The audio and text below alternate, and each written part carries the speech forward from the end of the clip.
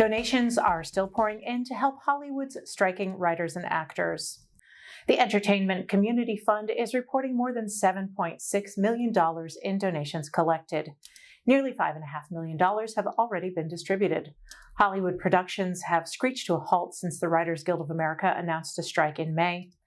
Members of SAG-AFTRA followed suit by going on strike in July. Visual effects crews at Walt Disney are building the groundwork to form a union. More than 80% of Disney's in-house visual effects workers signed authorization cards to unionize. They're behind Disney's biggest hits, including the live-action adaptations of The Lion King, Beauty and the Beast, and Aladdin.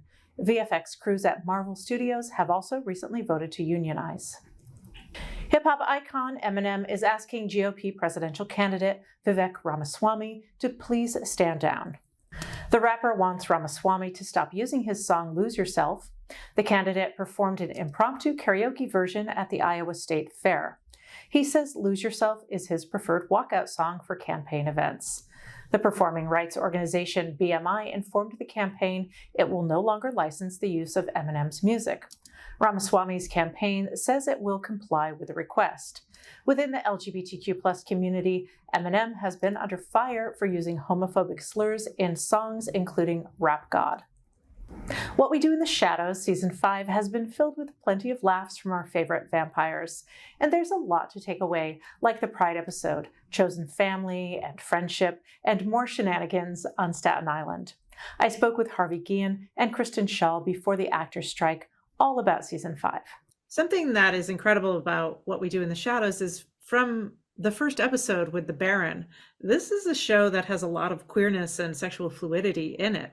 And it's only become kind of more important to have that visibility as this show has gone on, as, you know, not to get hyper political, but as we see politicians trying to erase queer people, having this series where it's not a meal made out of it, it's showing that queer people have been around for eons, is incredibly important. And I wonder, Harvey and I have talked about this at length.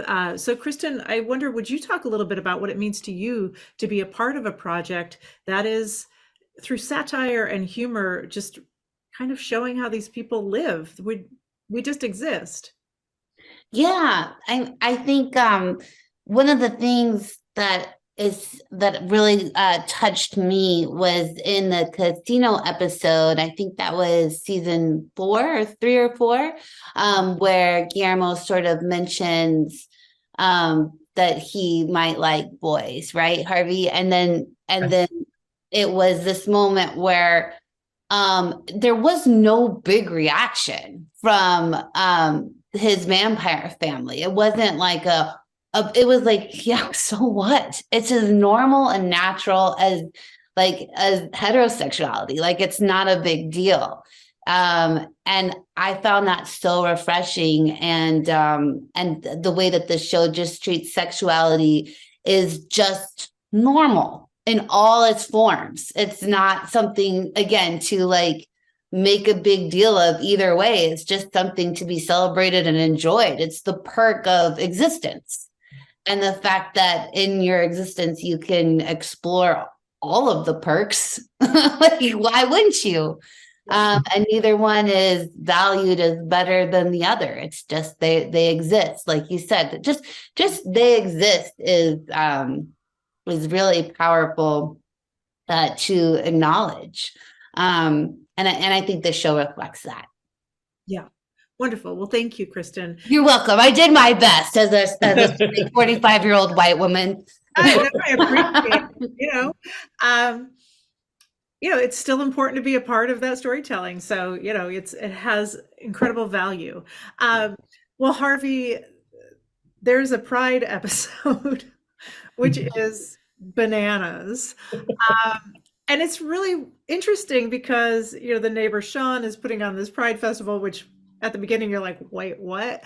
But Nandor and Laszlo and Nadja are all very queer, and so they're a part of this Pride festival. And would you talk a little bit about the fact that there is a Pride episode and shooting that, because I know that it was very cold, and also by the end of that episode I was in tears laughing at how disturbing everyone had become with Yes. it was so disturbing and hilarious.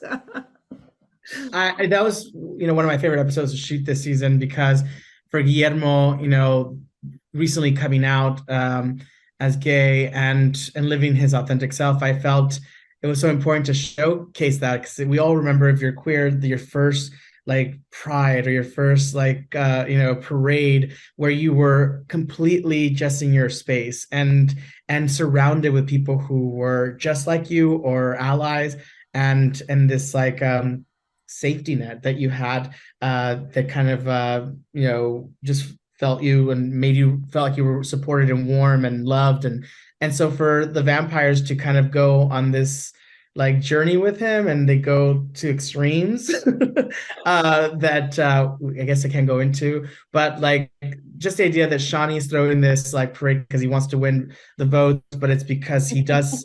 I know someone who's gay, it's like knowing someone who's gay makes you an ally in his eyes, but it was very like telling how sometimes that is the case. People think that they're an ally because they have a cousin. My old roommate, Marissa's character had her old roommate who she's a lesbian, so she's gonna like, From SUNY New Paltz, which is SUNY.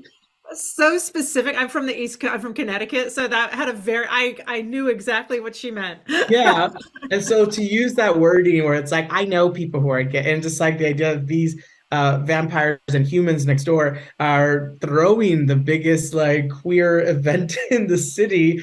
It blew my mind, which is so like topical and I guess relevant sometimes when like you look at our country sometimes. But I feel like the story behind that with Guillermo being just embraced and the end of the parade of him sitting in a beach chair with just like lights around him and with the handmade sign that just says gay guy,